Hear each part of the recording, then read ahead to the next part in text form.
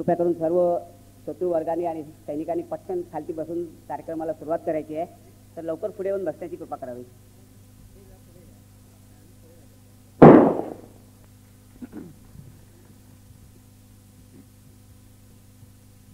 माननीय ठाकूर साहेब, आणि खरं म्हणजे मला असं वाटतं मी घरामध्ये उभं राहूनच भाषण करतो. आणि घर म्हटल्यानंतर घरामध्ये भाषण करणाऱ्याला वेडा म्हणतात, आणि म्हणून मी काय भाषण विषण करण्याच्या फंदात पडणार नाही, पण एक जे सुचेल ते बोलणार.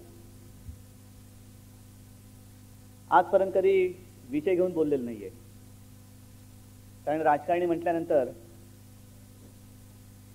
विषयाला धरून बोलेल तो राजकारणी नाहीच. मी फक्त आज तुमच्याशी जरा गप्पा मारायला आलो. विषय मोठा खरं म्हणजे सुरेंद्र तुम्ही बोललात स्वप्नातला महाराष्ट्र, अवघड विषय. कारण खरोखर स्वप्नामध्ये कोणाला महाराष्ट्र दिसतो का मला माहिती नाही. स्वप्न पडल्यानंतर आपण चित्रपटामध्ये बघतो कोण कोणाच्या स्वप्नात जातं. अनेकांच्या स्वप्नात सिने तारका सिने तारे येत असतात. तसा हा माझा आपला महाराष्ट्र कोणाच्या स्वप्नात जात असेल आणि त्या महाराष्ट्राबद्दल कोणी स्वप्न पाहत असेल, हा विचारसुद्धा फार मोठा आहे आणि अवघड आहे. आणि हा विषय आपण निवडलात त्याच्याबद्दल खास करून मी सुरेंद्र तुमचं आणि तुमच्या सगळ्या सहकाऱ्यांना धन्यवाद देतोय, अभिनंदन करतोय. इथे येण्यापूर्वी बांद्राला गेलो होतो. बांद्रा वेस्ट मिलिंद गुणाजींच्या पुस्तकाचं प्रकाशन माझ्या हस्ते झालं. इंग्रजीमध्ये पुस्तक लिहिले त्यांनी महाराष्ट्राबद्दल. योगायोग असेल आणि तिथे जसं मी आता इथे तिथला उल्लेख करतो तिथे मी इथला उल्लेख केला होता की हा योगायोग आहे. स्वप्नातला महाराष्ट्र कसा असेल मला माहिती नाही, पण निदान मी म्हणेन आजचा हा महाराष्ट्र जरी आपण जपला ना तरी सुद्धा तो उद्या स्वप्न ठरू शकेल. गेल्या आठवड्यामध्ये आपल्याला माहिती आहे की आपण महापालिकेच्या माध्यमातून एक शाळेतल्या विद्यार्थ्यांची चित्रकला स्पर्धा घेतली. माझी मुंबई, माझ्या स्वप्नातली मुंबई. आणि कुठेही गेले काय चॅनेलवाले येतात. त्या स्पर्धेच्या दिवशी जेव्हा मी फिरत होतो तेव्हा त्या चॅनलवाल्याने मला विचारलं की उद्धवजी तुम्ही मुलांना सांगतायत आपल्या स्वप्नातली मुंबई, तुमच्या स्वप्नातली मुंबई कशी असेल? आणि खरंच माझ्यावरती विश्वास ठेवा, तुम्ही सुद्धा माझ्याबरोबर सहमत व्हाल. त्यांना मी म्हटलं माझ्या लहानपणीची मुंबई जी मी आठवतोय ना तेच आता मोठं स्वप्न वाटतंय. ही आत्ताची मुंबई माझी आहे का? ही जी मुलं आपण बघतो इकडे सुद्धा तुमच्या मांडीवरती मुलं आहेत, हा काय बसला इकडे, अशी ही सगळी मुलं. नेहमी मुलं म्हटल्यानंतर आपण असं म्हणतो की मुलं हेच राष्ट्राचे भावी आधारस्तंभ. या आधारस्तंभाला कोण विचारतच नाहीये. आणि स्वप्नातला महाराष्ट्र बघतोय, स्वप्नातला देश बघतोय. मुळामध्ये एक विचार असा केला पाहिजे की आपण या मुलांसमोर आदर्श काय ठेवतो, कोणते आदर्श आहेत. आज 29 तारीख आहे, 26 तारखेला 26 जानेवारी प्रजासत्ताक दिन. त्या दिल्लीतून देशाला उद्देशून प्रतिभाताई म्हणजे राष्ट्रपती संदेश देतात आणि मग ते पद्म पुरस्कार जाहीर होतात. हे पद्म पुरस्कार विशेषतः हल्लीचे गेले काही वर्ष आपण बघितल्यानंतर अक्षरशः लाज वाटावी असे पद्म पुरस्कार जाहीर होतात. आणि मग त्यांचा आदर्श जर का मुलांनी ठेवला तर मुलगा होणार कसा मोठा होणार? ही जी सगळी यादी आहे ठाकूर साहेब बघितल्यानंतर खरोखर लाज वाटते. सैफ अली खान पद्मश्री, काय कर्तृत्व आहे. विखे पाटील, आजच पेपरमध्ये बातमी आलेले 1800 कोटीची थकबाकी म्हणून त्यांना नोटीस दिलेली. मग जर का महाराष्ट्रातून कोणाला पद्मश्री पद्मभूषण कोणाला मिळालं ही यादी उद्या येणार. विखे पाटील कशासाठी पद्मभूषण? 1800 कोटीची थकबाकी ठेवल्याबद्दल पद्मभूषण. सैफ अली खान कशाबद्दल पद्मश्री? माहिती नाही, तुम्ही सांगू शकाल किंवा आणखीन कोणी काय सांगू शकेल. आणखीन एक कोणतरी आहे तिकडचे चटवाल, त्यांच्यावरती केसेस सुरू आहे. आणि मग काल खरोखर मला गलबलून आलं. श्रीनिवास खडे ज्या वेळेला घरी आले शिवसेना प्रमुखांना भेटायला, बाहेर पडू शकत नाहीत, वयमानाप्रमाणे थकलेले आहेत, पण तरी सुद्धा तो पुरस्कार मिळाला आणि शिवसेना प्रमुखांना भेटले, 2 मित्र भेटले. इतक्या वर्षांनी हे 2 मित्र एकत्र भेटले. त्यांच्या चेहऱ्यावरचा जो आनंद होता ना तो केवळ अवर्णनीय होता, मी वर्णन करू शकत नाही. ही सगळी माणसं कितीतरी मोठी. श्रीनिवास खडे आज थकल्यानंतर कुठे बाहेर पडू शकत नाही, अशा परिस्थितीत आल्यानंतर त्यांना पद्म पुरस्कार मिळतो. आणि ही सगळी जण आहेत आताची सगळी मी म्हणेन टपोरी माणसं. काय करतायत, कशासाठी करतायत? त्यांना पद्मश्री. सुलोचना दिदीनं सुद्धा काल रडत खडत महाराष्ट्र भूषण. कुठे चाललो होतो आपण? स्वप्नातला महाराष्ट्र कसा असेल तो घडवूच. आणि तो घडवण्यासाठी हा शिवसेनेचा भगवा झेंडा समर्थ आहे. स्वप्नातल्या महाराष्ट्राची मला चिंता नाहीये. पण आता सुद्धा मी, तुम्ही पाहिलं असेल, वरून इकडे येऊन उभा राहिलो. हे काय नाटक नाहीये, पण ही आता मला सवय झालेली. गेले 5 वर्ष जो काही मी फिरत होतो, महाराष्ट्राच्या कानाकोपऱ्यात गेलो. तुमच्यापैकी अनेक शिवसैनिक माझ्यासोबत होते. शेतकऱ्यांमध्ये गेलो. गावागावात जात असताना महिला उभ्या होत्या, त्यांच्यामध्ये जाऊन त्यांची विचारपूस केली. अनेक ठिकाणी तर अशी होती की रस्त्यावरती त्या रस्त्याने जाणार म्हटल्यानंतर 5 माणसं रस्त्यावरती उभे राहायची आणि माझी गाडी थांबवायची. मी उतरायचो आणि त्यांच्याशी बोलत होतो.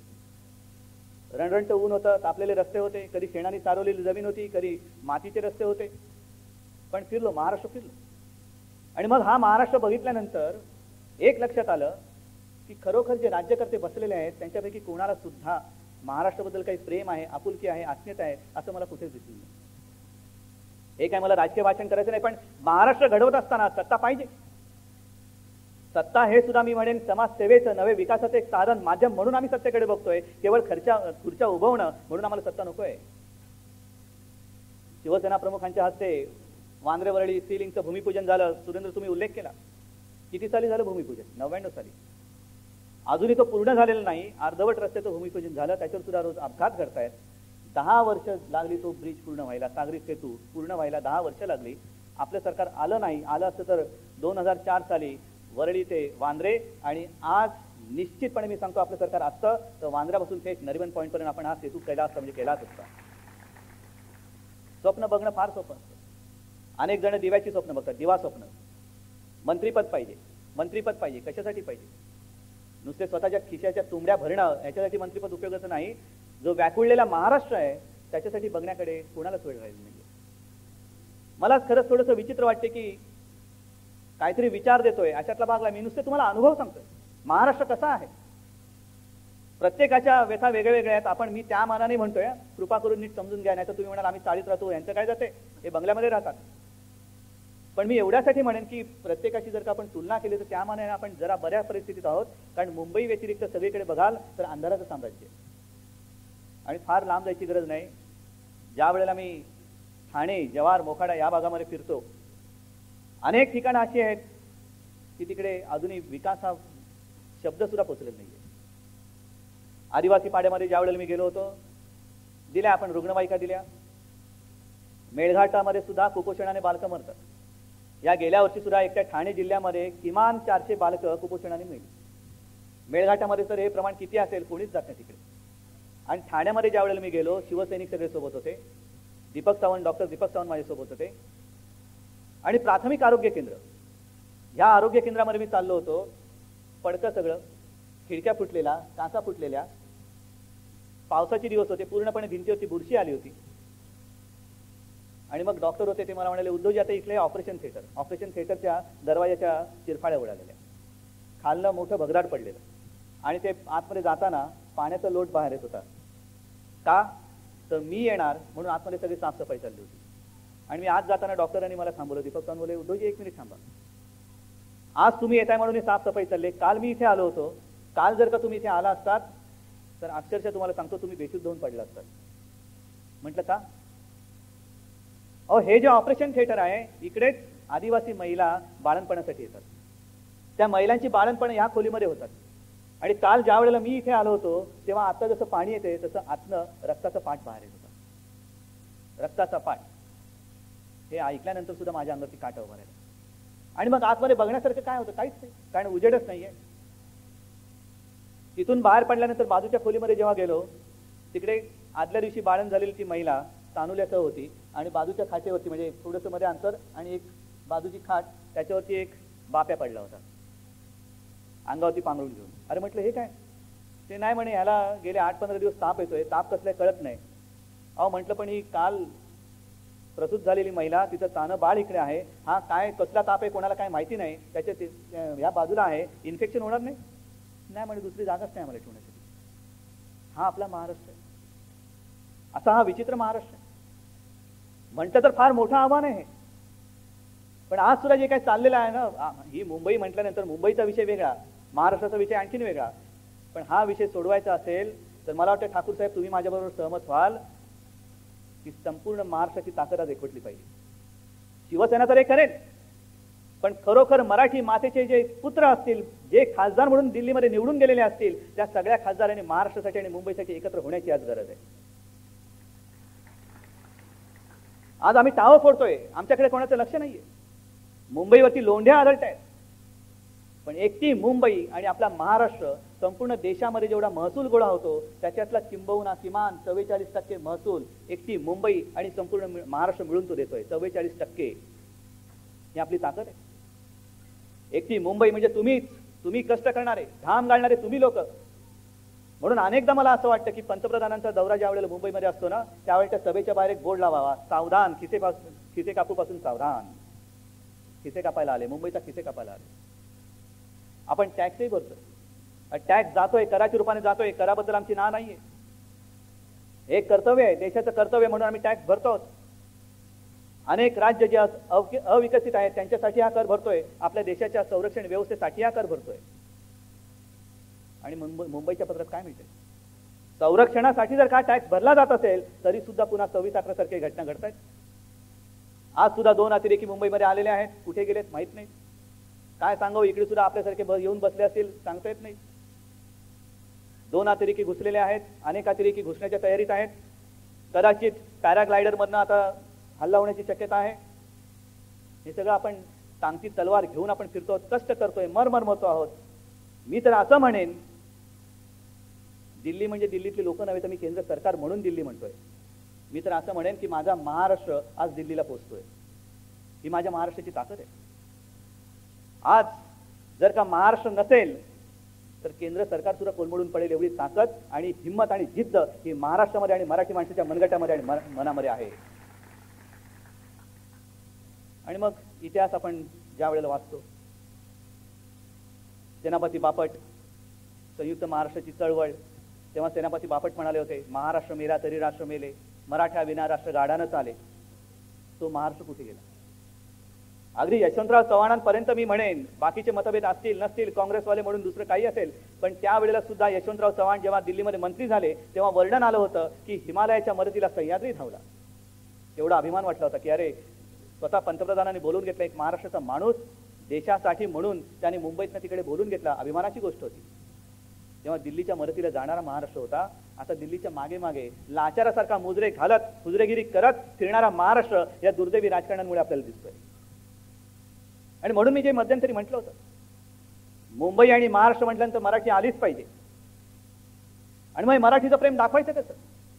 कारण 40 वर्षापूर्वी ज्या वेळेला शिवसेना प्रमुखांनी हा प्रथम विचार मांडला तेव्हा सगळं काहूर उठलं होतं, सगळे तुटून पडले होते की हा संकुचित विचार आहे, हा प्रांतीयतेचा विचार आहे, हे असं बरं नव्हे.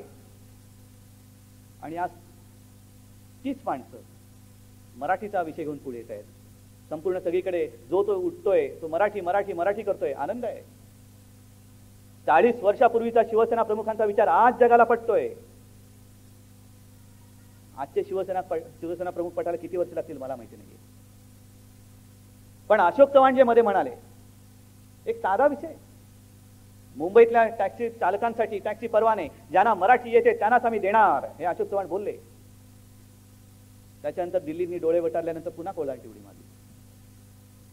हा डोंबाऱ्याचा खेळ कशासाठी करतात? अरे असेल हिंमत तर महाराष्ट्रासाठी आणि मराठी भाषेसाठी जर गरज पडली तर राजीनामा देण्याची हिंमत असेल तर मराठीबद्दल बोला, नाहीतर मराठी बोलून मागे फिरणारा मराठी मातेचा पुत्र असू शकत नाही. आणि मग पुन्हा एक बातमी मी वाचली की आणखीन एक फतवा निघणार आहे की मराठी तर मुंबईमध्ये सगळ्यांनी बोललंच पाहिजे. अरे तुम्ही सांगायची गरज नाही, पण परदेशातून सुद्धा जे पाहुणे येणार, जे सरकारी पाहुणे येतील त्यांच्याबरोबर सुद्धा सगळ्यांनी मराठीच बोललं पाहिजे असं सरकारचा फतवा काढणार. गरज पडली तर दुभाषी वापरा, पण जे परदेशातनं पाहुणे येतील त्यांच्याशी मराठी बोला.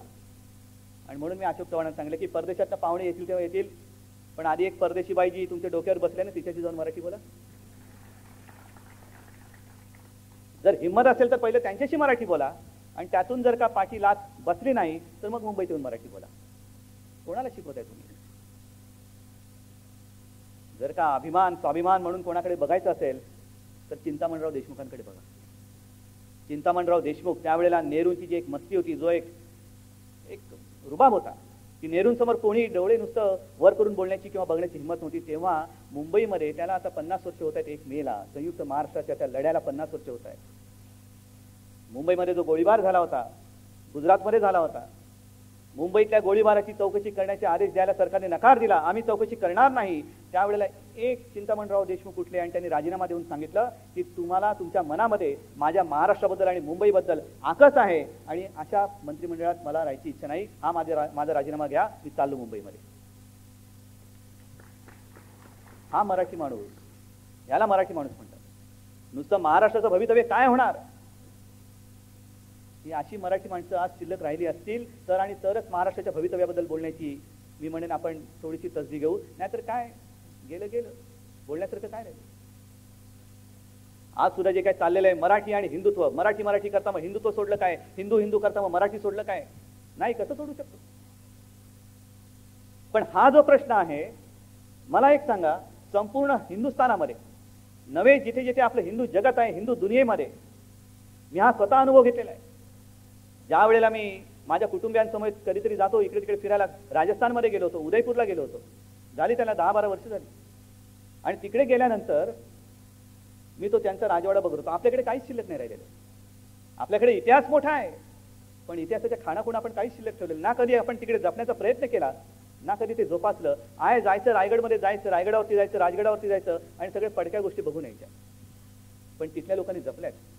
आणि तो सगळा राजवाडा बघत असताना ज्या वेळेला मी तो आतमध्ये संपूर्ण फेरफटका मारून बाहेर आलो, कॉलेजमधली मुलं समोर उभी होती. ती पण असाच तो राजवाडा बघायला लागली. आणि तिथल्या एका मुलाने मला विचारलं, आप उद्धव ठाकरे हो ना? म्हटलं हा. आणि त्याच्यानंतर तो जो काय ओरडायला लागला, सगळ्यांना बोलवलं त्यांनी. एक 5-25 लोक, सगळी मुलं मुली आली. असा घोडका समोर उभा राहिला. मला कळे ना आता काय करतोय. त्याचं पुढचं वाक्य असं होतं, तर सगळ्यांना त्यांनी जमवलं, माझ्याकडे बोट दाखवलं आणि मला त्यांना सांगितलं, अरे देखो कौन आया है, आपने भगवान का बेटा आया है, आपने भगवान का बेटा आया है. केवढं मोठं, मला आता सांगताना सुद्धा माझ्या अंगावरती रोमांच उभे राहत आहे. कारण आज एकमेव मराठी माणूस जो हिंदू हृदय सम्राट म्हणून सगळ्यांच्या घरामध्ये आणि हृदयामध्ये पोचलेला आहे. हिंदू हृदय सम्राट. तुमच्यापैकी सुद्धा अनेक जण गेले असतील, वैष्णोदेवीला गेले असतील, काश्मीरमध्ये गेले असतील. मी अजून गेलेलो नाही, पण प्रत्येक जण येऊन सांगतो की अहो तिकडे प्रत्येकाच्या घरामध्ये बाळासाहेबांचा फोटो आहे आणि त्या फोटोची पूजा होते. असा एक तरी मराठी माणूस मला दाखव. कशाला, ज्या बातम्या येत आहेत तो हेडली पकडला गेला. त्या हेडलीची चौकशी केली आणि त्या हेडलीला मुंबईमधल्या आपल्या 227 पैकी किमान 200 शाखा, त्याचे पत्ते हे तोंडपाठ होते. काय गरज आहे? कोण आहे हेडली, कोण आहे शाखा प्रमुख, कोणाच्या शाखा आहेत, इतर पक्ष आहेत, तसा पक्ष आहेत, काँग्रेसच्या शाखा आहेत, राष्ट्रवादीच्या शाखा आहेत, शिवसेनेच्या शाखा आहेत, भाजपच्या शाखा आहेत, आणखीन सगळ्या शाखा आहेत. पण शिवसेनेच्या शाखा का त्याच्या लक्षात? शिवसेना भवनची पाहणी करायची होती त्यांना, का करायची होती? 93 साली सुद्धा जेव्हा बॉम्बस्फोट झाले, शिवसेना भवनच्या बाहेर बॉम्बस्फोट का झाला? काँग्रेस भवनाच्या समोर होऊ नये, कारण होऊन सुद्धा काय होणार नाहीये. पण का शिवसेना भवनासमोरच का? अजूनही मातोश्री आणि शिवसेना भवन हे अतिरेक्यांचं लक्ष का आहे? याचं कारण एकमेव हिंदू हृदय सम्राट, अस्सल मराठी माणूस. हातात कसली सत्ता नाही, कोणतेही पद नाही, पण पाकिस्तानला दरदरून घाम फोडणारा हा सिंह, हा वाघ आज सुद्धा आपल्यामध्ये आहे. आणि त्याची डरकाळी ही आज सुद्धा पाकिस्तानला घाबरते.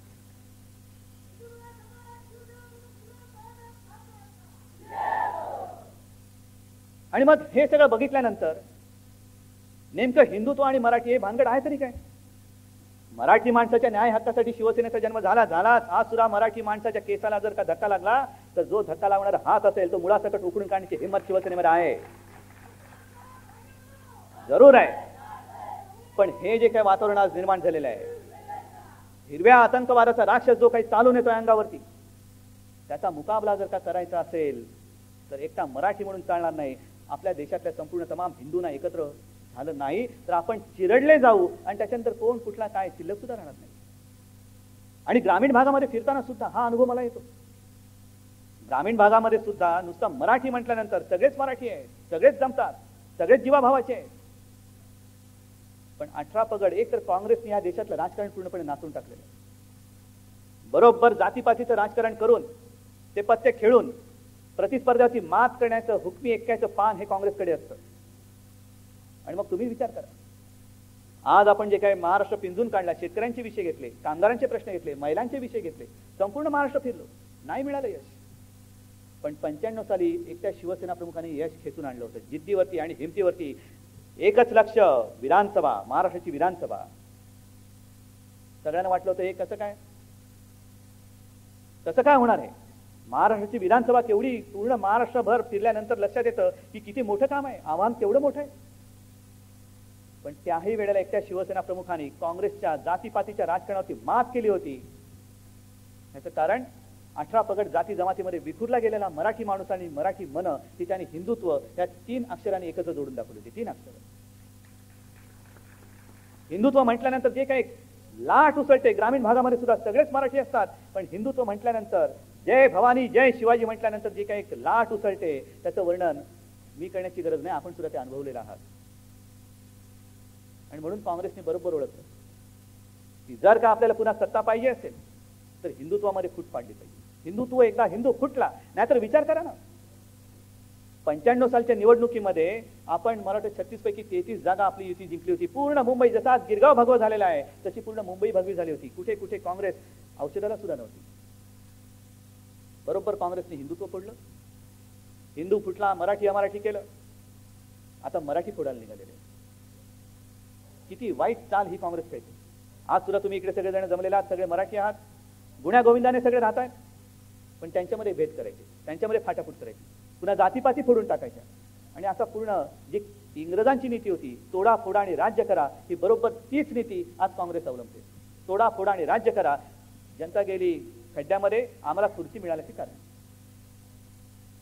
कसा घडणार महाराष्ट्र? हे सत्ताधारी जोपर्यंत बदलले जात नाही तोपर्यंत नुसते आपण स्वप्न बघत बसू, पण स्वप्नातला महाराष्ट्र हे काँग्रेस आणि राष्ट्रवादीचं सरकार जोपर्यंत आपण गाडत नाही तोपर्यंत आपल्या स्वप्नातला महाराष्ट्र प्रत्यक्षात येणं शक्य नाही. हे सुद्धा ठाम याची खुणगाठपणाची बांधा आहे ना. मराठी माणूस हा तर विषय आहेच. आज सुद्धा शिवसेनेचं आंदोलन झालं, नवीन नवीन कंपन्या येत आहेत, अनेक कंपन्या बंद पडत आहेत, पण शिवसेना नुसतं हे नाही केलं तर आम्ही होऊ देणार नाही ही बोलणारी संघटना नाही. तर बँकांचे क्लासेस घेत आहेत, रेल्वेमध्ये भरती होताना सुद्धा आम्ही क्लासेस घेतो आहोत. आज सुद्धा सामनामध्ये चौकट आले की हॉस्पिटल्स आणि हॉटेल्स ज्यांची ज्यांची पात्रता असेल अशी मराठी मुलं मुली आम्हाला पाहिजेत, या आम्ही तुम्हाला नोकरी लावतो. आणि जर का तिकडे नोकरी असताना मराठी मुलाला किंवा मराठी मुलीला दरवाजा बंद झाला तर दरवाजा फोडून आतमध्ये बसला असेल त्याच्या कानाखाली आवाज काढून नोकरी मिळून दिल्याशिवाय शिवसेना स्वस्त बसणार नाही. जे हक्काचं आहे ते मिळालंच पाहिजे, हक्काचं आहे ते पाहिजेच. पण हे करत असताना नुसता मराठी माणूस इतरांपेक्षा कुठेतरी स्पर्धेत कमी पडतोय, नाही चालणार. माझा मराठी माणूस हा सगळ्यांपेक्षा गुणाने आणि कर्तृत्वाने हा सगळ्यात पुढे असला पाहिजे, आणि तो खरा महाराष्ट्र धर्म असं मी मानतो. समर्थ रामदासांनी जे सांगितलं की मराठा ते तुका मिळवावा, महाराष्ट्र धर्म वाढवावा, अर्थात मी एवढा मोठा नाही समर्थ रामदासांच्या त्या सगळ्या त्यांनी जो काही उपदेश केला त्याचा अर्थ लावण्या एवढा मी मोठा नाहीये, नक्कीच नाहीये. पण महाराष्ट्र धर्म आहे तरी कोणता नेमका? जो काही मला असं वाटतंय, मी शोध वगैरे नाही, पण मला असं वाटतंय की ज्या ज्या वेळेला हिंदुत्वावरती आणि ज्या ज्या वेळेला महाराष्ट्रावरती संकट येतं त्या त्या वेळेला धावून जाणं हा महाराष्ट्र धर्म, हा महाराष्ट्राचा धर्म. आणि तुम्ही बघा प्रत्येक वेळेला ज्या ज्या वेळेला संकट आलं त्या त्या वेळेला मराठी माणूस पहिला उठून धावून गेलेला आहे. छत्रपती शिवराय तर गरजच नाही, एकमेव महाराष्ट्राचा पुत्र, ते जर का नसते तर मला असं वाटतं आज इकडे भगव्याच्या ऐवजी हिरवा दिसला असता. तेव्हा मोगल जे काय आले होते, देवळं फोडली, तुळजाभवानीचं पीठ केलं, अनेक महिलांवरती अत्याचार केले, अक्षरशः घरादाराची राख रांगोळी केली, पण त्यावेळेला हातामध्ये भगवा घेऊन तो हिरवा गाडणारा एकमेव सुपुत्र तो मराठी मातेचा सुपुत्र होता. याला म्हणतात महाराष्ट्र धर्म. त्याच्यानंतर इथलीच केशवजी नाईक चाळ झाली 100 वर्षापेक्षा जास्त गणेशोत्सवाला वर्ष झाली. 1-2 वर्ष मी आलो नाही, तर गेले काही वर्ष मी तिकडे अत्यंत जाणीवेने येतोय. माझे आजोबा तिकडे काही काळ राहिले होते आणि स्वतः लोकमान्य टिळक तिकडे होते. लोकमान्य टिळक मराठी म्हणून. मध्यंतरी मी अंबरनाथला गेलो होतो आणि तिकडे बोलताना मराठी साहित्य संमेलन, कोकण मराठी साहित्य परिषद, आणि तिकडे त्यांनी ठाकूर साहेब त्यावेळेच्या अग्रलेखाचं वाचन केलं होतं. आणि तो अग्रलेख वाचताना त्याच्यामध्ये लोकमान्य टिळकांचा अग्रलेख सुद्धा होता, अर्थातच होता, सरकारचे डोके ठिकाणावर आहे काय. आणि तो अग्रलेख त्यांनी वाचल्यानंतर मी सांगितलं की ही मराठीची ताकद. इंग्रज सरकारला इतर कोणत्या भाषेत कोणी अग्रलेख लिहिले मला माहीत नाही, पण आपल्या लक्षात जो राहिला, सरकारचे डोके ठिकाणावर आहे काय, अस्सल मराठी माणसाने मराठीमध्ये लिहिलेला अग्रलेख की ज्याच्यामुळे इंग्रज सरकार हादरलं, असा तो मराठीचा चमत्कार करणारा तो महान पुरुष हा सुद्धा मराठीच. आणि मी जे मगाशी सांगत होतो सुरुवात करताना, ही जी सगळी कच्ची बच्ची मुलं बसलेली आहेत त्यांच्यासमोर आपण आदर्श काय ठेवणार आहोत? टीव्ही लावल्यानंतर काय दिसतंय? नुसते बलात्कार, कुठे दरोडा, खून, अपघात, ह्याच बातम्या. कालची बातमी आणि आजची बातमी फरकच पडत नाही. कधीतरी कोणतरी पकडलं जातं आणि कालांतराने सुटका होते. तसा पकडला गेलाय, किती वर्ष चालेल केस मला माहित नाही. मजा करतोय, बिर्याणी पाहिजे बिर्याणी देत आहेत, सगळं काही चाललेलं आहे. आणि असंच शिक्षा झाली तरी वावा, नाही झाली तरी वावा. कारण अफजल गुरु पकडून सगळं सिद्ध झालं, फाशीची शिक्षा सुनावली गेली, पण अजूनही अफजल गुरु सुद्धा मजेत आणि सरकारलाही लाज वाटत नाही आणि आपल्याला सुद्धा काही वाटत नाही. आणि मग मुलांसमोर आदर्श कोणता ठेवायचा? सावरकरांच्या बाबतीत असं म्हटलं जातं की ज्या वेळेला चापेकर बंधूंना फाशी झाली त्यावेळेला सावरकर 15-16 वर्षाचे असतील. जर का आज कोणत्या देशभक्ताला किंवा क्रांतिकारकाला अशी शिक्षा झाली तर आपली मुलं काय करतील मला नाही माहिती.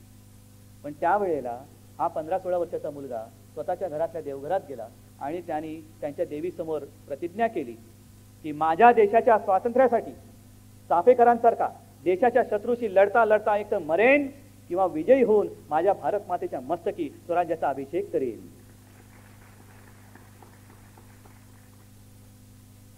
लोकमान्य टिळकांचं सुद्धा तेच. टिळक स्वतः वासुदेव बळवंत फडकेंच्या त्या व्यायामशाळेत जायचे आणि त्यांच्यावरती चाललेला खटला त्यांनी त्या कोर्टात जाऊन बघितला. आणि ज्या वेळेला त्या क्रांतिकाराला फाशीची शिक्षा झाली तेव्हा लोकमान्यांच्या लक्षात आलं की जोपर्यंत कोणाच्याही मागे जनतेची शक्ती उभी राहत नाही तोपर्यंत कोणताही लढा यशस्वी होऊ शकत नाही. आणि त्याच्यानंतर त्यांनी तो जो सगळा लढा उभा केला म्हणून ते लोकमान्य झाले. आज आहे आपण प्रत्येकाच्या जयंत्या पुण्यतिथ्या साजऱ्या करतो आहोत. लोकमान्य टिळकांनी ती पूर्णपणे जनतेची चळवळ उभी केली, गणेशोत्सवाच्या माध्यमातून केली. घरातला गणपती त्यांनी रस्त्यावरती आणला. मी म्हणेन लोकमान्यांनी सणाची चळवळ केली, आपण चळवळीचा उत्सव केला. आपण चळवळीचा उत्सव करून टाकला आहे. मोठ्या प्रमाणात ती करतो, साजरा करतो आपण. लालबागचा राजा मी सुद्धा गेलेलो आहे, जातोच. केशवजी नाईक चाळ मी सुद्धा येतो. अनेक ठिकाणी मग जिथे जिथे माझे शिवसैनिक मला नेतात तिथे तिथे मी जातो. जेवढा करीन तेवढा प्रयत्न करत असतो. प्रत्येकाचं मन राखण्याचा प्रयत्न करत असतो. लाखो लोक जमतात. तमाम हिंदू म्हणा किंवा मराठी म्हणा हे त्यावेळेला रस्त्यावरती असतात. लांब रांगा लागतात, मैल मैल रांग लागते. पण त्या रांगेमध्ये उभा राहणार असेल, मला अत्यंत प्रामाणिकपणे सांगा, तुम्ही सुद्धा राहता ना रांगेत उभे? राहता की नाही? आणि मला खरं सांगायचं की तुमच्या मनात त्यावेळेला काय भाव असतात? आज समोरचा आटोपतोय कधी आणि मला दर्शन मिळते कधी, बरोबर आहे? पुढचा मागच्याला ओळखत नाही, मागचा पुढच्याला ओळखत नाही. आम्ही उत्सव साजरा करतोय, नुसतं जयदेव जयदेव जयदेव करतोय, पण तो देव मनातही नाही. नुसता बसलाय. जायचं त्याच्यासमोर गाराणे टाकायचं. जसं आपले सारस्वत बँकेचे चेअरमन आहेत, आता मी त्यांना काम सांगितलं तसंच त्या देवासमोर जायचं, काम सांगायचं आणि निघायचं. ही एकजूट गेली कुठे आपली? हा नुसता उत्सव म्हणून चालणार नाही. एकच लक्षात घ्या की काही वर्षापूर्वी, काही म्हणजे किती, 350-400 वर्षापूर्वी नाही, ह्या गेल्या 5 वर्षातलंच असेल, अचानक एक दिवस बातमी आली, आझाद मैदानावरती लाखो मुसलमान जमले. का? बुशचा निषेध करायला जमले होते ना. आझाद मैदान तुमच्याच विभागात आलं. तुम्ही कुठेतरी एकाने बघितलं होतं का की मराठीमध्ये, हिंदीमध्ये, उर्दूमध्ये चलो आझाद मैदान म्हणून बोर्ड कुठेतरी पाहिलं होतं? पेपरमध्ये जाहिरात पाहिली होती? नाही. पण आले, जमले, लाखो लोक एकत्र जमले आणि जमल्यानंतर आपले डोळे पांढरे झाले की हे झालं कसं? ही जी काही यंत्रणा आहे ना, ही फार महत्वाची. ही मला वाटतं आजच्या मोबाईलपेक्षा सुद्धा फार महत्वाची यंत्रणा, ही आपल्याला आत्मसात केली पाहिजे. जर एखादी गोष्ट घडवायची असेल, नुसतं आम्ही छत्रपती शिवाजी महाराजची जय म्हटल्यानंतर मुर्दा सुद्धा उठून उभा राहतो म्हणतात, पण जे जिवंत माणसं आहेत त्यांचं काय? जर सगळं काही मुर्द्यावरती सोडणार असू तर जिवंत माणसांनी करायचं काय? साधा प्रश्न आहे की येत्या 1 मेला आपल्या संयुक्त महाराष्ट्राच्या चळवळीचं सुवर्ण महोत्सवी वर्ष आहे. संयुक्त महाराष्ट्राची चळवळ त्याला 50 वर्ष पूर्ण होत आहे. तेवढा मोठा सोहळा आहे तो. कुठे राज्यामध्ये, कुठे मुंबईमध्ये, कुठे वातावरण आहे? काय होणार त्या दिवशी? मुख्यमंत्री येतील, उपमुख्यमंत्री येतील, जातील हुतात्मा चौकात, ते चक्र वाहतील, चालले घरी पुन्हा. कारण त्यांना घाई तिकडेच्या पेक्षा मंत्रालयात जाऊन फायलीवरती सही करण्याची घाई असते. आज खरं म्हणजे हे वर्ष फार महत्वाचं वर्ष, योगायोग असेल काही असेल. त्यावेळेला नेहरू मुंबई महाराष्ट्राला द्यायला तयार नव्हते आणि म्हणून मुंबईबद्दल मराठी माणसाच्या मनामध्ये एवढी एक अस्वस्थता असते की या मुंबईबद्दल कोणी जरा जरी इकडे तिकडे बघितलं तरी मराठी माणूस बेचैन का होतो. मला असं वाटतं कदाचित ही आपली पिढी शेवटची पिढी असेल जिला संयुक्त महाराष्ट्राबद्दल थोडी तरी माहिती आहे, पण पुढच्या पिढीला संयुक्त हा शब्द मराठीमध्ये लिहिता जरी आला तरी म्हणून त्या लढ्याचं सार्थक झालं. आम्हाला अभिमान वाटला पाहिजे, नव्हे वाटतोच. आणि त्यावेळेला शिवसेनेने पक्ष भेद बाजूला ठेवून महाराष्ट्राची एक कन्या देशाच्या सर्वोच्च पदी विराजमान होते म्हणून कसल्याही टीकेचा विचार न करता प्रतिभाताईने आम्ही पाठिंबा दिला होता. हे मराठीचं प्रेम. त्यावेळेला नेहरू मुंबई द्यायला तयार नव्हते, पण आज त्यांच्या पक्षाला देशाच्या सर्वोच्च पदी महाराष्ट्राच्या एका कन्याला बसवावंच लागलं. मी म्हणेन ही मराठीची ताकद आहे, ही मराठीची ताकद आहे. आणि काँग्रेस काय करेल, सरकार काय करेल, पण एक तुम्हाला मी सांगतो की शिवसेना हा सोहळा न भूतो न भविष्यती अशा स्वरूपात केल्याशिवाय राहणार नाही. हा माझ्या महाराष्ट्राचा सोहळा आहे, हा माझ्या मुंबईचा सोहळा आहे. आणि मुंबईबद्दल कोणी वाकड्या नजरेने बघितलं ना तर आम्ही डोळे काढून हातामध्ये देऊ. ही जिद्द आणि ही ईर्ष्या आज सुद्धा आमच्या हातामध्ये रक्तामध्ये आहे, हातामध्ये आहे. हे केलंच पाहिजे, हे व्हायलाच पाहिजे. एक साधी गोष्ट त्यावेळेचे कदाचित आज सुद्धा साक्षीदार असतील. या वर्षी मी पेपरमध्ये वाचलं 20-22 नोव्हेंबरच्या पेपरमध्ये की त्यावेळेला 20 नोव्हेंबर 1955 गिरगाव चौपाटीवरती एक सभा काँग्रेसने आयोजित केली होती. ती त्रिराज्य भाषा सूत्री काय ते होतं ना, 3 राज्य. सखा पाटील वगैरे तिकडे येणार होते, मला वाटतं मोरारजी देसाई सुद्धा होते. आणि ती सभा गिरणी कामगारांनी उधळली. दगडफेक झाली, तुफान दगडफेक झाली, चपला फेकल्या. काँग्रेसवाले पळून गेले, व्यासपीठ सोडून त्यांना पळावं लागलं. आणि ही आपली चौपाटी जी आपल्या प्रमोद नवलकरांच्या मेहनतीमुळे सगळी साफ झाली, नानांनी पार तिकडे झाला. पण दुसऱ्या दिवशी जो दगडाचा खच पडला होता, लोकांना आश्चर्य वाटलं की चौपाटीवरती एवढे दगड आले कसे, या गिरणी कामगारांना दगडफेक करायला एवढे दगड मिळाले कसे. आणि मग शोध घेतल्यानंतर लक्षात आलं की गिरणी कामगारांनी जेवणाच्या डब्यातून दगड घेऊन आले होते. किती मुंबईबद्दलचं प्रेम. जेवण बाजूला ठेवून जेवण नको, जेवणाच्या डब्यात मी दगड नेईन, पण जो मुंबईच्या मुळावरती येऊन त्याच्या तारख्यामध्ये मी दगड हाणेन, हे प्रेम, हे मुंबईबद्दलचं प्रेम, हे आज आपल्यात आहे की नाही. आणि म्हणून मी म्हणतो की जेवणापेक्षाही ज्याला मुंबई प्यारी होती त्याची तुलना केवळ जेवणासाठी मुंबईत येण्याची करून चालणार नाही. आज जे जेवणासाठी केवळ डब्यासाठी मुंबईमध्ये येत आहेत, अहो तुम्हाला मुंबईची काय कळणार, महती काय. जेवण नसलं तरी चालेल पण मुंबई पाहिजे असं म्हणणारा मराठी माणूस तो होता. आणि त्याचेच आज वंशज आज सुद्धा महाराष्ट्रामध्ये नवी मुंबईमध्ये राहत आहेत. पण हे सगळं केलं पाहिजे, हे सगळं बोललं पाहिजे, कोणीतरी केलं पाहिजे. कोण करणार, कोणीच नाही करणार. मी करणार, हे आपल्या प्रत्येकाने केलं पाहिजे. मी करणार, होय मी करणार, माझी मुंबई आहे. आज सुद्धा मला तिकडनं येताना सगळे विचारत होते, मुकेश अंबानी मुंबईबद्दल बोलले. म्हटलं अरे शिवसेना प्रमुखांनी घेतले ना समाचार, मुंबईबद्दल कोणी बोलो सुटणार नाही कोणी आमच्याकडे. कोणाची साठी लोटी केल्यात असतात, ओळखी असतील काही असतील, पण मुंबईबद्दल तडजोड नाही. मुंबई असो महाराष्ट्र असो त्याच्याबद्दल अजिबात तडजोड नाही. आणि म्हणून कोणीही मैदानात उतरलं तरी विदर्भवादी जे बोंबलाचे ते बोंबलू द्या, पण आमच्या शिवरायाच्या महाराष्ट्राचा लक्का आम्ही यांना तोडू देणार नाही म्हणजे नाही. अजूनही संयुक्त महाराष्ट्र पूर्ण झालेला नाही. बेळगाव, कारवार, निपाणी हा संपूर्ण जो विभाग आहे हा टाहो फोडतोय, आक्रोश करतोय. अहो मराठी आम्ही बोलल्यानंतर आमच्यावरती तुम्ही सगळेजण तुटून पडता. मग जरा त्या सगळ्यांना मला सांगायचंय, जा ना कर्नाटकात जा. खरं म्हणजे कोर्टाने आदेश दिलेला आहे की परिस्थिती जायचे ते ठेवा, पण तिकडे मराठी मुलांवरती कानडची सक्ती होते. कानडी भाषा आली पाहिजे. मुंबईतल्या टॅक्सी चालकांना मराठी आली नाही तरी चालेल, पण सीमा भागातल्या मराठी मुलांना कानडी ही आलीच पाहिजे. हा कसा काय चालणार कारभार. आणि म्हणून अजूनही संयुक्त महाराष्ट्राची चळवळी पूर्ण झालेली नाही. आज मी सांगतो की विदर्भ आम्ही देणार नाहीच, पण सगळे मराठी जर का एकवटले ना, आणि मला वाटतं एकवटाल की नाही. अरे आपण सगळेजण, मी हेच सांगतोय नेहमी, शिवसेना प्रमुखांनी त्या सभेमध्ये कालच्या दसऱ्या आपल्या निवडणुकीच्या सभेत स्वतः आले नाहीत, पण त्यांचा जो संदेश दिला तो हाच दिला की मराठी माणसाचं वैशिष्ट्य काय. औरंगजेबाने आपल्याबद्दल असं लिहून ठेवलेलं आहे, मराठी माणसाबद्दल लिहून ठेवलेलं आहे की हा मराठा, याला पराक्रम शिकवावाच लागत नाही.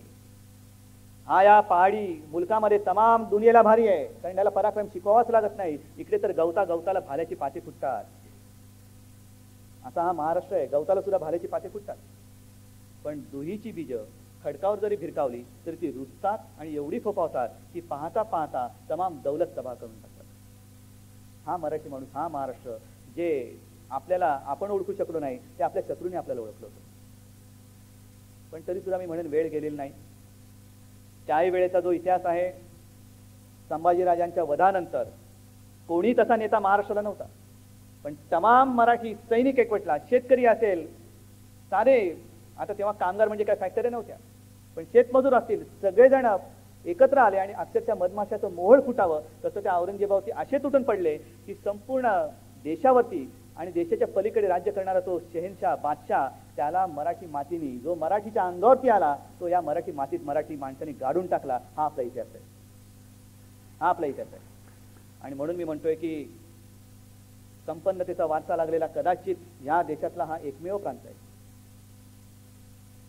मी म्हणेन कोणतेही क्षेत्र घ्या, संत परंपरा, मला नाही वाटत दुसऱ्या अख्ख्या देशामध्ये दुसऱ्या राज्याला एवढी कुठे लाभली असेल. संत परंपरा घ्या, प्रबोधनकारांची घ्या, समाज सुधारकांची घ्या, क्रांतिकारकांची घ्या, ही सगळी परंपरा आपल्याला लाभलेली आहे. काय करायचं हे आपल्या आधी लोकांनी करून ठेवलेलं आहे. फक्त वाईट एका गोष्टीचं वाटतं, ही सगळे क्रांतिकारक, विचाराचे क्रांतिकारक आपल्यामध्ये होऊन गेले. क्रांतिकारकांची सुद्धा मोठीच्या मोठी साखळीच आहे. पण ज्या देशामध्ये, ज्या राज्यामध्ये स्त्री शिक्षण, महिला शिक्षण ह्याचा पुरस्कार करणारे, त्यावेळेला स्वतःवरती आणि आपल्या पत्नीवरती धुंडमार आणि शेणमार पत्करून सुद्धा आपली जिद्द न सोडणारे महात्मा फुले याच मातीमध्ये झाले. मुलींनी शिकलाच पाहिजे हे म्हणणारा महात्मा या राज्याने आपल्या देशाला दिला. आणि त्याच राज्यामध्ये ज्या वेळेला मी बघतो, काही काही घटना मला विसरू म्हटलं तरी विसरता येत नाही. गेल्या वर्षीची ही घटना आहे. ती शिकणारी एक पोर अर्नाळ्याची, खरोखर अजूनही माझ्या मनामध्ये ही जी घटना आहे ही घट्ट बसलेली आहे. ती घरामध्ये दिवा नव्हता म्हणून रॉकेलच्या दिव्याच्या प्रकाशात ती अभ्यासाला बसली आणि शिकता शिकता, अभ्यास करता करता तो दिवा कलंडला आणि आईवडिलांच्या देखत जळून खाक झाली. ज्या राज्याने महात्मा फुलेंसारखा महात्मा दिला, त्यांच्या ह्या राज्यामध्ये घरी शिकताना पोरगी जळून मरते, हा कुठला महाराष्ट्र आहे? आणि 26 नोव्हेंबर नंतर सुद्धा कोणाचं काय बिघडलं? त्या मेणबत्त्या होत्या पेटल्या, त्या कुठे गेल्या? कोणाला चटके बसले? मेणबत्त्या वितळून गेल्या. पुन्हा सगळं जागच्या जागी आहे. विलासराव देशमुख नालायक म्हणून त्यांना मुख्यमंत्री पदावरून काढून टाकलं. देशाचे केंद्रीय तिकडे काय ते अवजड जागेचं दुखणं झाले, तिकडे मंत्री झाले. आबा पाटील पुन्हा टुणकण उडी मारून गृहमंत्री झालेच. भुजबळ बसले, सगळे बसले. शिवराज पाटील राज्यपाल होऊन गेले. ते नको त्यांना पद्मश्री आणि पद्मभूषण मिळत आहेत, पण अजूनही तिथे त्यावेळेला दुर्दैवाने म्हणावं लागतं की विधवा झालेल्या माझ्या पोलिसांच्या ज्या भगिनी आहेत त्या आज सुद्धा खेट्या घालतात, त्यांना न्याय मिळत नाही. आणि अक्षरशः अंगावरती काटा येतो. ज्या वेळेला करकरेंच्या पत्नी आल्या होत्या घरी, साळसकरांच्या आल्या होत्या, त्यांना ते मेडल दिलं, ते उघडून त्यांनी दाखवलं, एवढीशी डबी, हे उघडून दाखवल्यानंतर एवढंच होते पदक. माझ्या मनात अक्षरशः असा विचार आला की ते विजय साळसकर होते, करकरे होते, ते बिचारा जिता जागता माणूस हा एवढूचा होऊन त्यांच्या डबीमध्ये बसला. काय उपयोग आहे त्याचा? त्यावेळेला सुद्धा संसदेवरती हल्ला झाला होता. झाला, अफजल गुरु पकडला गेला, फाशीची शिक्षा झाली, मी मगाशी बोललो. पण तो हल्ला थोपवताना ज्यांना वीर मरण आलं त्यांचे सुद्धा विधवाच, त्यांना सुद्धा सगळं तो गौरव समारंभ झाला. एकदा ते झालं की आपलं काम संपलं. झालं, यायचं, बोलवायचं, त्यांना काय त्यांचं ते शाल श्रीफळ बिफळ काय असेल नसेल ते द्यायचं, पत्करायचं, तुम्ही ते त्यांच्या घरी, आपण आपल्या घरी. पण त्या विधवानी सुद्धा अफजल गुरुला फाशीची शिक्षा कोर्टाने देऊन सुद्धा ती दिली जात नाही म्हणून सरकारच्या तोंडावरती पदकं फेकली होती. सरकारला काही लाजच पटत नाही. आज सुद्धा हे सगळे चटवाल बिटवाल सगळे जे काही त्यांना पद्मभूषण भीषण मिळालेली आहेत, काँग्रेसने निर्लज्जपणाने खुलासा केलाय की आम्ही करत नाही, ही कमिटी बसलेली आहे. पण या कमिटी आहे कोण? ही बेआखली कमिटीमध्ये आहे तरी कोण हे तरी आम्हाला सांगा. कारण इकडे त्या कमिटीचं नाहीये, आमच्या देशाची आणि आमच्या राज्याची अब्रू जाते. आणि म्हणून जर का तुम्हाला खरोखर स्वप्नातला महाराष्ट्र घडवायचा असेल तर माझ्या तरी स्वप्नातला महाराष्ट्र कसा असेल तुम्हाला पाहायचं आहे. आज जे गिरगावमध्ये आहे ना ते बघा, हा भगवा आणि भगवा हा माझ्या स्वप्नातला महाराष्ट्र आहे. ज्या दिवशी संपूर्ण महाराष्ट्र आपण भगवा करू तो आपल्या स्वप्नातला महाराष्ट्र असेल. आणि हा भगवा जो शिवरायांनी हातामध्ये घेतला होता, हा गोरगरिबांचा होय, हिंदुत्वाचा होय, मराठीचा हा भगवाच महाराष्ट्र घडवू शकतो. नव्हे त्याच्यामध्येच ही ताकद आहे, दुसऱ्या कोणत्याही फडक्यामध्ये ही ताकद नाही, अजिबात नाहीये. मध्यंतरी तो पिक्चर आला ना झेंडा, मला लोकांनी विचारलं तुमची प्रतिक्रिया काय. म्हटलं प्रतिक्रिया काय देणार, मला शिवसेना प्रमुखाने एकच झेंडा हातामध्ये दिलेला आहे, त्या झेंड्याची मी कधी प्रतारणा करणार नाही. त्या झेंड्याचा रंग बदलण्याची मला गरज लागलेली नाही, ना मी कधी झेंडा बदलला ना कधी मी माझा नेता बदलला. आणि हा झेंडा मजबूत आहे, या झेंड्याखाली तुम्ही एकत्र राहा. हे गिरगाव राहिलं पाहिजे, गिरगाव मधला मराठी माणूस टिकला पाहिजे आहे. नाहीतर ते मध्ये चाललं होतं ना काय ते रिमेकिंग ऑफ मुंबई, आले होते का तुमच्याकडे कोण आले होते. आणि मला त्यांनी मोठं प्रेझेंटेशन केलं. म्हटलं मला थोडीच राहायचं गिरगावमध्ये, तुम्ही जा ना, आम्ही हम उधर गए सबको मिला किधर मिला. कोणालाच भेटले नाहीत. बोलवायचं, चहा पान करायचं, स्वतःचं प्रेझेंटेशन करायचं आणि सगळ्यांची मंजुरी आहे म्हणून पुढे यायचं. अजिबात नाही. जोपर्यंत माझा गिरगावकर, माझ्या माता भगिनी त्याला होकार देत नाहीत तोपर्यंत रिमेकिंग असो नाही तर आणखीन काही मेकिंग असो, एक सुद्धा वीट शिवसेना माझ्या गिरगावकरांच्या बोडक्यावरती वळतू देणार नाही. आणि आता सुद्धा मालमत्ता करायचं चाललेलं आहे. उपनगरामध्ये तो कमी म्हणजे आम्हाला फायदा होणार. आणि तुमचं काय होणार, काळजी करू नका, तुम्हाला नाही सोडणार. शिवसेना बसले महापालिकेमध्ये. अरे एक तर माझी मराठी माता भगिनी किती मोठ्या घरात राहतात, त्यांना काय सुविधा तुम्ही देतात बरं. ह्या चाळी आणि ह्या अशाच आहेत. आणि काल खरोखर मी गाडीतून जाताना ऐकत होतो, ते FM वगैरे चालतं ना, त्याच्यावरती होतं की अब सुना है महापालिका ने यहाँ गिरगांव में 103 मंजिल की बिल्डिंग को इजाजत दी है. अजूनही दिलेली नाही, पण 103 माळ्याची बिल्डिंग होणार. अरे पाणी नहीं है तो पाणी क्या थुक थुक कर टाकी भरोगे क्या, आहे प्रश्न आहे, खरंच प्रश्न आहे. मुंबईचा विचार कोणी केलेला नाही. मुंबईचा विचार फक्त सोन्याचा अंड देणारी कोंबडी म्हणून केलेली आहे. आणि आता ही कोंबडी सुद्धा कापायला हे सरकार निघालेलं आहे. कोंबडीच कापून टाकायची, कसलाही विचार करायचा नाही. FSI वाढवून टाकायचा, ना पाण्याचा विचार ना रस्त्याचा विचार, काहीही द्यायचं नाही. मध्यंतरी आपला अशोक चव्हाणांनी उचलली जीभ लावली टाळायला, बोलून टाकलं की आता आम्ही समुद्राचं पाणी गोडं करणार. पत्रकार काय विचारे, प्रत्येक गोष्टीवरती त्यांना प्रतिक्रिया पाहिजे असते. मला विचारलं याच्यावरती तुमची प्रतिक्रिया काय, मुख्यमंत्र्यांनी काय दिलं आतापर्यंत. म्हटलं फक्त समुद्र दिलाय, बाकी काही दिलेलं नाही. हे गोडं करायचं म्हणजे काय, घरी आणून चहासारखी साखर टाकून प्यायचं.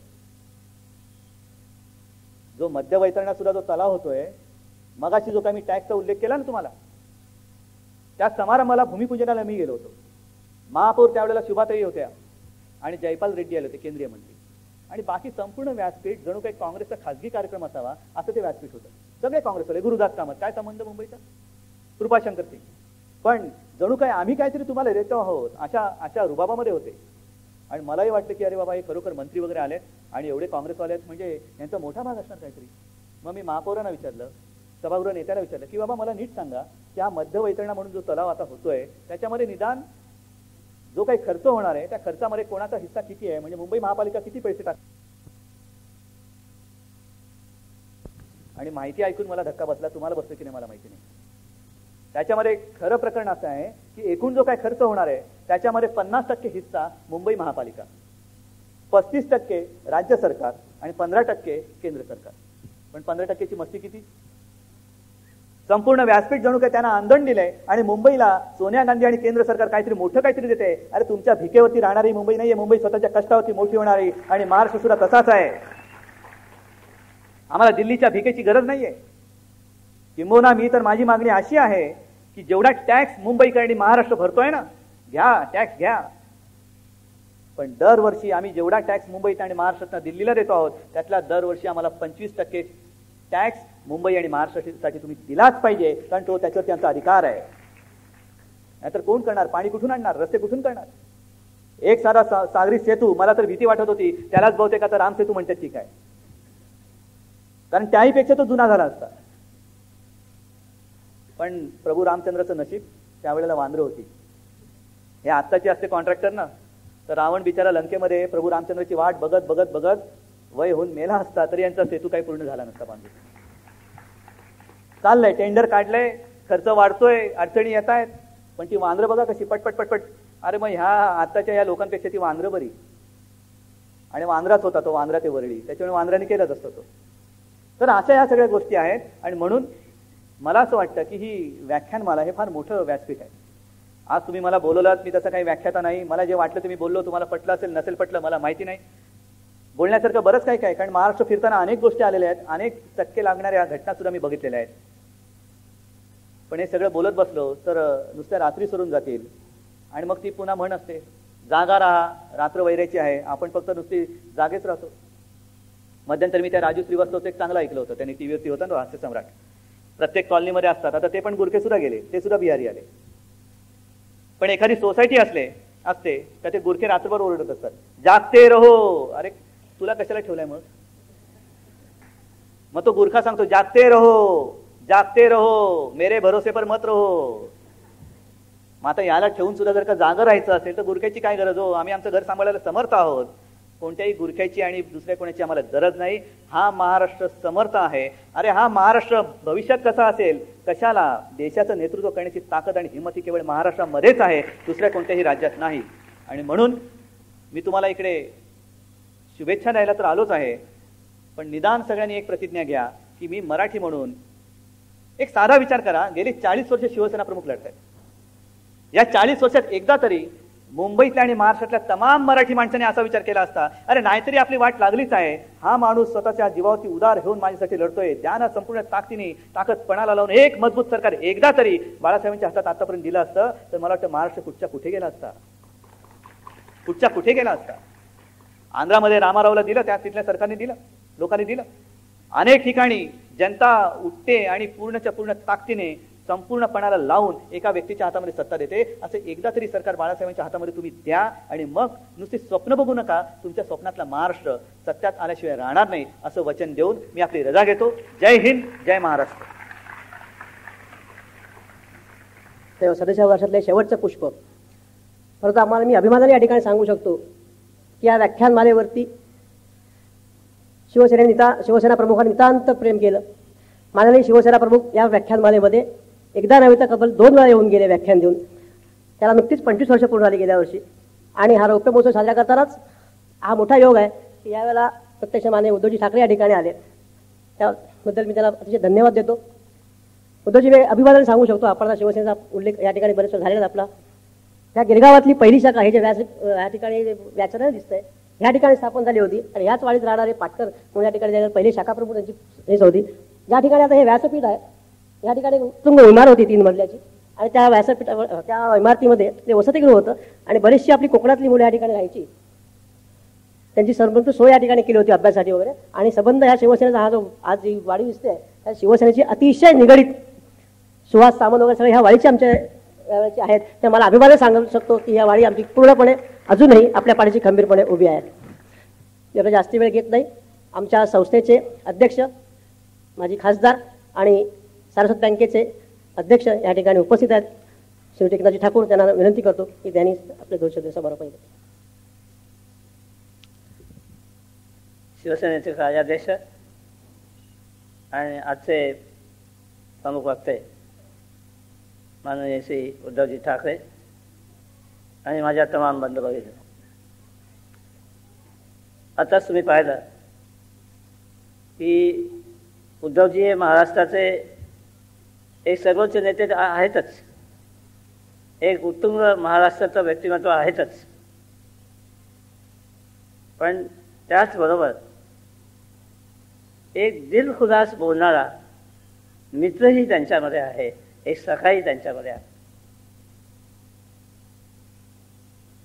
मी त्यांना उद्धव ठाकरे असताना पाहिलेलं आहे आणि आता उद्धवजी ठाकरे म्हणूनही पाहतोय.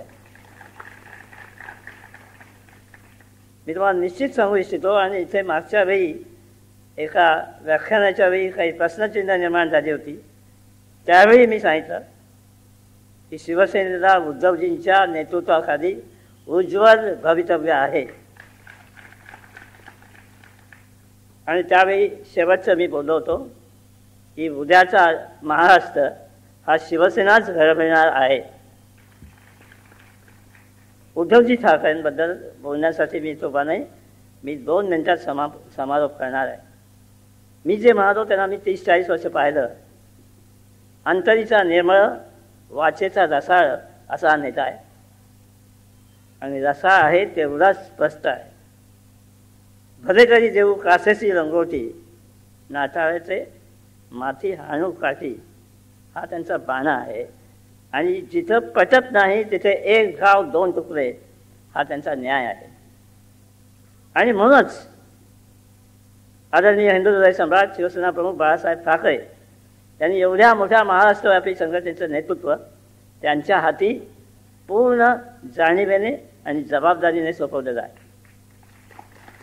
उद्धवजींनी आज बोलताना त्यांचं नेतृत्व आणि त्यांच्यातला छायाचित्रकार यांचा सुंदर मेळ घडवून एक सुंदर रेखाटन महाराष्ट्राच्या आजच्या अवस्थेचं आपल्यासमोर केलं आहे.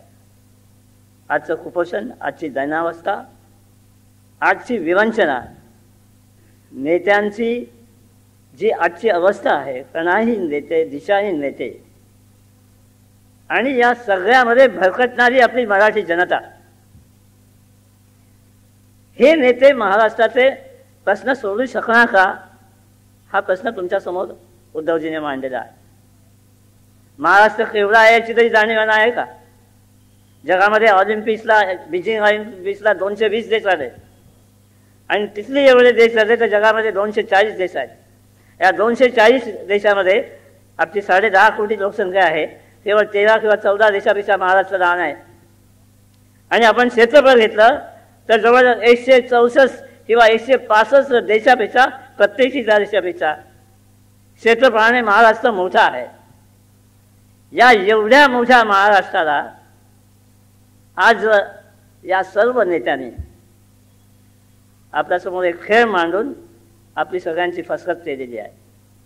बाळासाहेबांचं सुजलाम सुफलाम हे जे स्वप्न आहे, ज्याच्यामध्ये प्रत्येकाला अन्न, वस्त्र, निवारा, शिक्षण आणि आरोग्य हे मिळालंच पाहिजे आणि हक्काने मिळालं पाहिजे, असा जो बाळासाहेबांच्या स्वप्नातला सुजलाम सुफलाम महाराष्ट्र आहे, तो घडवण्याची ताकद केवळ शिवसेनेत आहे. आणि ते घडवण्यासाठी केवळ एकच आवश्यकता आहे. मी तुम्हाला खात्रीने सांगतो, मी आज 1967 पासून आजपर्यंत 42 वर्ष शिवसेना प्रमुखांच्या अवतीभोवती आणि शिवसेनेत पूर्वी नोकरीत असताना जाहीरपणे व्यासपीठावर नव्हतो, पण स्टेट बँकेत जे होते त्यांना सगळ्यांना माहिती होतं. पहिली लोकाधिकार समिती वामनराव महाडिक, कैलासवासी वामनराव महाडिक यांच्या नेतृत्वाखाली आम्ही आमच्या स्टेट बँक ऑफ इंडियामध्ये स्थापन केलेली होती. आणि तिथून आजपर्यंत मी हे पाहतोय आणि मला तुम्हाला सांगावं असं वाटतंय, हे आपल्या स्वप्नातला जो महाराष्ट्र घडवायचा आहे, आजच्या या महाराष्ट्रामध्ये 10.5 कोटीपैकी 1 कोटी लोक रोज उपाशी झोपतायत. ही जर महाराष्ट्राची दुर्दशा कोणी हे दिसेल तर मला माफ करा, राज्यकर्त्यांनी नाही, आपणच आपल्याला फसगत आपली केलेली आहे. आपल्याला निश्चितपणे माहिती आहे, आपल्याजवळ न्याय देणारा एक तो नेता, जो केवळ एक नेता नाही तर एक युगपुरुष आहे, असे आदरणीय हिंदू हृदय सम्राट बाळासाहेब ठाकरे यांनी आपलं संपूर्ण जीवन आपल्यासाठी वेचलेलं आहे. आणि त्यांच्याजवळ एक निश्चित या महाराष्ट्राला एक दैदिप्यमान देश करण्याचं स्वप्न आहे. आणि असं असताना सुद्धा कुठेतरी उसनी वैचारिकता घेऊन जे लोक येतात, काही वेळा ते व्यासपीठावरही येतात आणि बोलतात, त्यांचा भूलभुलैयाला आपण बळी पडतो. आणि मतदानाच्या वेळी मात्र आपल्याला हिंदू हृदय सम्राटांचा विसर होतो, शिवसेनेचा विषय होतो. पुन्हा आपलंच डोक्याला आपण हात लावतो. आपले मुख्यमंत्री काल काय बोलतात, आज काय बोलतात आणि उद्या काय बोलतील याची आपल्याला खात्री नसते. आणि मग आपण आपल्या नशिबाला दोष देतो. आज उद्धवजींचं जे भाषण आहे त्याचं सार एवढंच आहे, हे आम्ही शिवसेनेचे सर्वजण हा महाराष्ट्र हा सक्षम, समृद्ध आणि सफल, ज्या मुलांच्या बद्दल आज बोलले, पोटतिडकीने बोलले, जिस देश का बचपन भूखा हो उसकी जवानी क्या होगी, या मुलांना जर आज कुपोषण होत असेल, तर भविष्यात त्यांचं काय होईल? जर सक्षम आणि समृद्ध शक्तिमान असा जर महाराष्ट्र घडवायचा असेल, शिवसेनेतले आम्ही सगळे लोक कटिबद्ध आहोत, वचनबद्ध आहोत की मराठी माणसाचं वैभव आम्ही उभं करू शकतो, मराठी माणसाचं स्वप्न आम्ही उभं करू शकतो. आवश्यक आहे प्रत्येक मराठी माणसाच्या मनात एक दृढनिष्ठा, एक वज्रमूठ, वज्र निर्धार, त्याचं मन, मनगट आणि मेंदू एकत्र घेऊन त्याने केलेली प्रतिज्ञा, माझा महाराष्ट्र, सक्षम महाराष्ट्र, समृद्ध महाराष्ट्र, आणि म्हणून माझी शिवसेना, तिलाच मी उचलून धरणार, तिच्या मागे मी उभा राहणार, पूर्ण ताकदीशी उभा राहणार. हे जर झालं, पदविरह हे आपण विसरली पाहिजे. केवळ वज्रनिर्धार, वज्रमूठ, एकच ध्यास आणि एकच प्रतिज्ञा, मीच माझ्या जीवनाचा शिल्पकार आहे, माझा महाराष्ट्र मी घडवणार आहे. त्याच्याकरता आदरणीय हिंदुत्वचे सम्राट बाळासाहेब ठाकरे यांनी दिलेला मार्ग मी चोखणार आहे, शिवसेनेबरोबर राहणार आहे. मग शेंडीच तो की पारंबीच तो, मी शिवसैनिक आहे, शिवसेनेबरोबर राहणार आहे आणि माझं हे वैधव्य मीच संपवणार आहे. एका वेगळ्या संदर्भात असं म्हणलं जातं, डळमळीत सौभाग्यापेक्षा धडधडीत वैधव्य बरं. आजचं आपलं सौभाग्य हे डळमळीत आहे, मुख्यमंत्री आहेत, राज्य आहे. हे डळमळीत सौभाग्य तुम्हाला हवं? ते नको असेल, ही प्रचारसभा नाही, पण आम्ही मराठी लोक सर्वत्र यशस्वी आहोत. बाळासाहेबांचा मी एक शिवसैनिक आहे आणि मी एक मोठी देशातली बँक चालवतोय. ती कशी चालवतोय? म्हणजे आमच्याजवळ माणसं आहेत जी सक्षमपणे या महाराष्ट्राला नेतृत्व देऊ शकतात. फक्त आपणच आपली आत्मविवंचना केली आहे. मित्रांनो, या आत्मविवंचनेपासून दूर व्हायचं असेल तर पुन्हा एकदा करूया निर्धार, आणि जो भगवा, जे स्वप्न आज तुमच्या समोर उद्धवजींनी साकारलं, तो भगवा तुम्हाला सर्वत्र दिसला पाहिजे. त्या भगव्यामध्ये आपली ताकद उभी करूया. आपलं स्वप्न आणि भगवा याच्यामध्ये उभीच अंतर नाही, की म्हणून ते दोन्ही एकच आहेत. हे घेऊन ज्यावेळी प्रत्येक तो ध्वज खांद्यावर घेऊन प्रत्येक मराठी माणूस चालेल, तरी स्वप्नातला महाराष्ट्र, आम्ही तुम्हाला खात्रीने सांगतो, हा सत्यातला महाराष्ट्र असेल. जय महाराष्ट्र, जय हिंद.